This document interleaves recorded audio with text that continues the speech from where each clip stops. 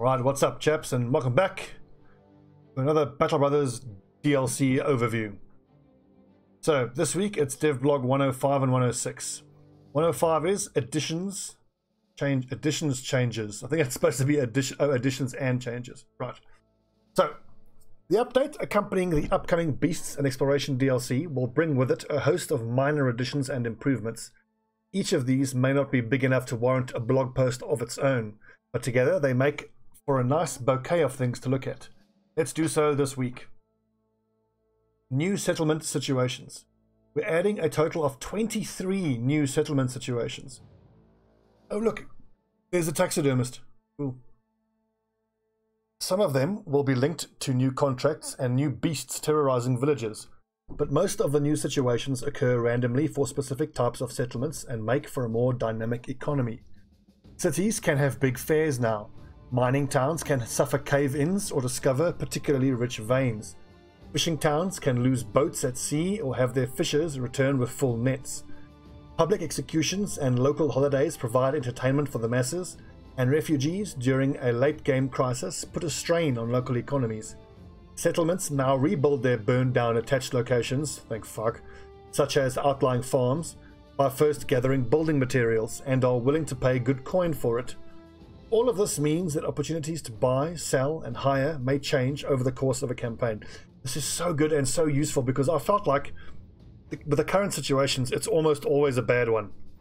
And really the only time you get a good situation is when you've caused it to be good by escorting a caravan, you know? Or that type of thing. What is this one here? Rebuilding effort. The writing is tiny, but in an effort to rebuild the nearby leather tannery, building materials are in high demand and low supply. Okay, sweet. Hiring changes. Oh, praise Orange Jesus. Praise you, Orange Jesus. You have heard our prayers. When looking at the list of potential recruits, you now have the option to give each individual a tryout, meaning a proper inspection to reveal all of their character traits. The cost of giving a tryout scales with the hiring fee of the recruit, but it's probably a good idea to conduct a tryout for your more expensive hires. Being able to see a potential recruit's character traits can come in even more handy because we've added 13 new character traits to the game. Oh my god. So this will help a little bit because, I mean, trying out is nice to know if they have, for example, you give them a tryout, you see that they have asthma, and then you just don't hire them. You can still get screwed in the fact that their star distributions might be all wrong, but at least like with this guy, got freed. It's nice to know that he's got strong, which is plus hit points, and the plus vision doesn't really help him unless for some reason he gets lucky and has high ranged. But that's so nice and useful. Okay, so new retreat mechanics. This is something I need to pay attention to because I retreat a lot. There's a couple of things less than ideal with the current retreat mechanics. In order to safely retreat, you have to manually move your men on the edge to the edge of the map. But doing so, especially if the enemy is unable to catch you, can be quite tedious. On the other hand, you're able to instantly teleport all of your men to safety at the cost of only one temporary injury. That's going to change. The new mechanics work like this. If your men are already on the edges of the map, you'll safely retreat as before. If they aren't, they'll now attempt to speedily move to the edges of the map automatically and by themselves until either they succeed or die. While this is going on, they'll get a defense bonus for moving through zones of control, the amount of which scales with the chosen difficulty level. They can still fail at getting away, get shot in the process and whatnot, but there's a reasonable chance that they succeed, so that retreating always remains an option. Once they reach the edge of the map, they'll instantly retreat to safety and don't stick around to wait for the others, so things are also less congested than before.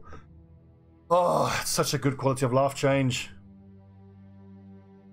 The new mechanics speed up the process of safely retreating quite a bit if the enemy isn't able to close the distance anyway. But it also means that you can't just teleport everyone to safety anymore if you're already engaged. The skill and equipment of your men, your positioning, and who you're fighting against now all have an impact on your chances to retreat unscathed. And it's no longer just random injuries for everyone. God, that's so good. What an amazing change. Okay, end round button.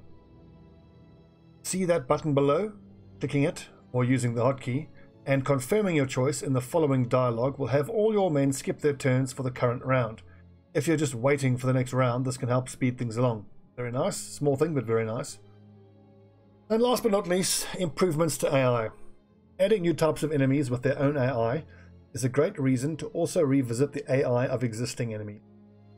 With the upcoming update, all enemies will benefit from better positioning and better coordination among their ranks. They'll be better at protecting their vulnerable units, changing between offensive and defensive strategies, and identifying bait from the player. Good thing you're getting those new weapons then.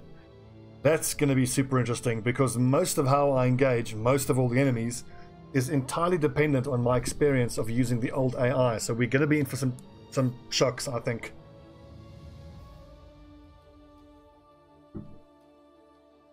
I'm thinking particularly the fact that you can always reliably count on Nachtseers to charge into a spear wall, and zombies as well. If they now don't, that could make things a bit harder. Okay, next. DevBlog 106, Legendary Locations. We've covered the Beast part of the upcoming Beasts and Exploration DLC quite a bit already, but we've only touched upon the exploration part here and there. Let's take a look this week at a major feature that's going to make exploration in the world of Battle Brothers more interesting and more worthwhile. Legendary Locations. So legendary locations are supposed to capture the flair of unique and mythical places in the unknown parts of the world. It's giant overgrown statues and hidden temples, remnants of a different age. Places that people think only exist in myth until they see them with their own eyes. Places that give insight into what happened in the world of Battle Brothers before your campaign. There's two places already in the game which we consider to fall into this category. The Black Monolith and the Goblin City, both offering a very challenging battle and legendary item as a reward. We're going to add an illustrated introduction to both of them, as well as a powerful named opponent to one of them.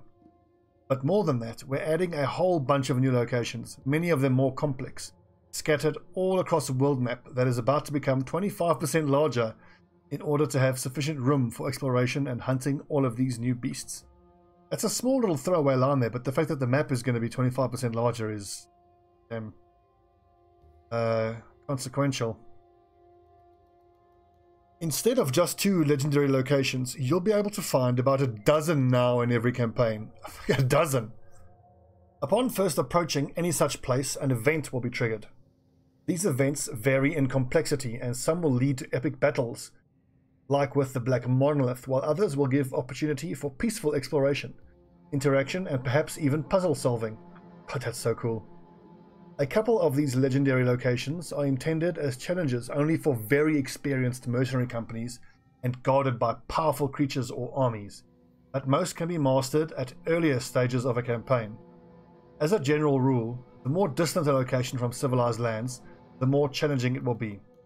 All of them will offer a unique reward for the daring explorer that can't be obtained in any other way, and which is suitably powerful for existing only once in every campaign.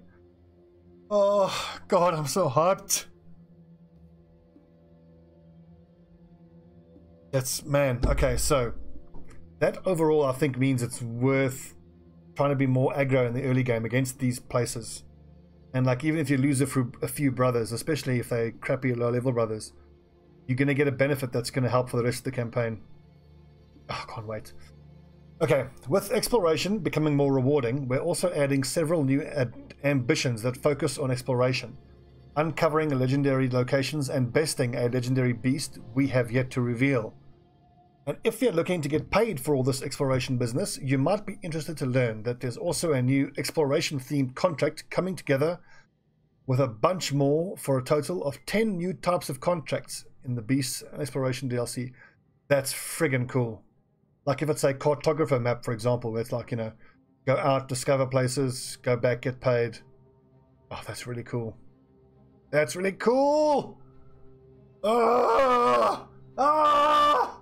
I'm so keen! I want to play this game! Come on!